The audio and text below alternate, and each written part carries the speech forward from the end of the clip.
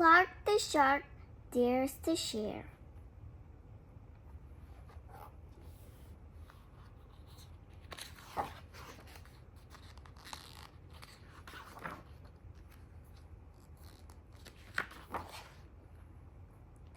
Clark the shark loved school. He loved his teacher and he loved learning, but sometimes Clark got a little mixed up. One marvelous morning, Mrs. Inkydink told Clark's class, "Time for show and share." Benny Blowfish went first.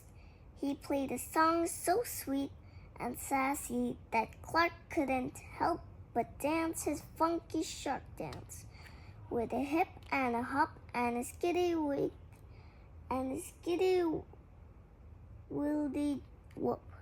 "Sit down, please," said Mrs. Inkydink. "But I was sharing too," said Clark. "Sharing is caring," said Mrs. Inkydink, "and everyone must learn to wait their turn." "I get it," said Clark, but he didn't really. At Reading Roundup, Amanda Eelwiggle won a scrumptious prize for reading the most books. "Sea slug ice cream?" asked Clark. "Yum, yum, I want some." "That's up to Amanda," said Mrs. Inkydink. "But sharing is caring," cried Clark. Mrs. Inkydink nodded. "Yes, I'm aware, but the giver chooses when to share. Sharing is confusing," said Clark.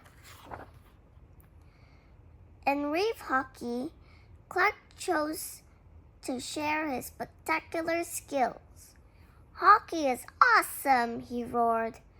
Clark front faked and back faked, his stick checked and decked. In the end, Clark did everything but pass the puck. His teammates were cranky. "Hey, hotshot, let someone else score, why don't you?" said his best friend, Joey Mackerel. "But we all shared the win," said Clark. Coach Krabby scowled. "A win's not okay, unless we all get to play." "Sharing is complicated," said Clark. After school, Clark and Joey Mackerel played Sea Wars at Joey's home. "Wow, is that dark water?" asked Clark. "Best birthday present ever," said Joey. "Wanna play with Fluke Seawalker?" Clark really wanted dark water, but Joey asked him to wait his turn. Then Joey went to get them snack. Clark couldn't resist. "Must be my turn." It was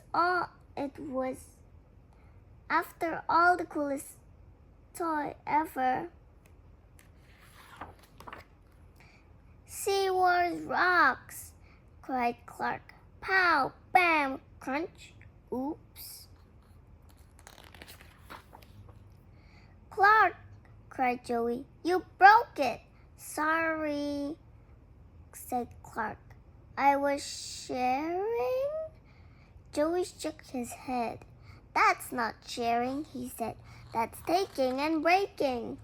Clark the shark swam home, befolded and bewildered. He didn't understand sharing at all. And when he arrived, Clark found he wasn't the only one who didn't get it. "Mom!" cried Clark. "My cap! He borrowed it. He bet it, and now it's ruined."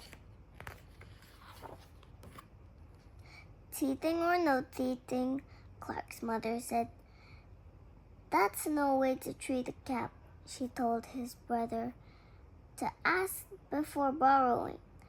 But she told Clark, "You have heaps of caps, and you have a lot.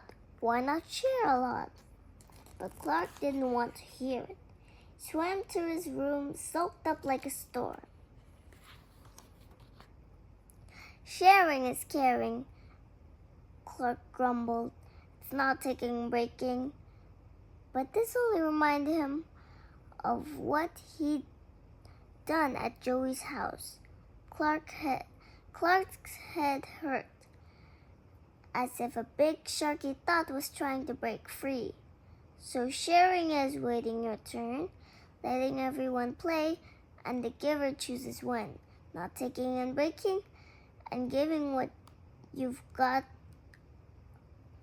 lot of. Sharing was confusing, but thought Clark, it also might be worth getting right. Mom, he asked, will you help me bake something? The next day, Clark gave Joey a big baked grill cake and a great big sharky apology. I think I'll share this with the whole class, said Joey. Really? Said Clark. Really, said Joey. And when Amanda Wiggle saw the cake being cut up, she said, you know what goes well with grill cake?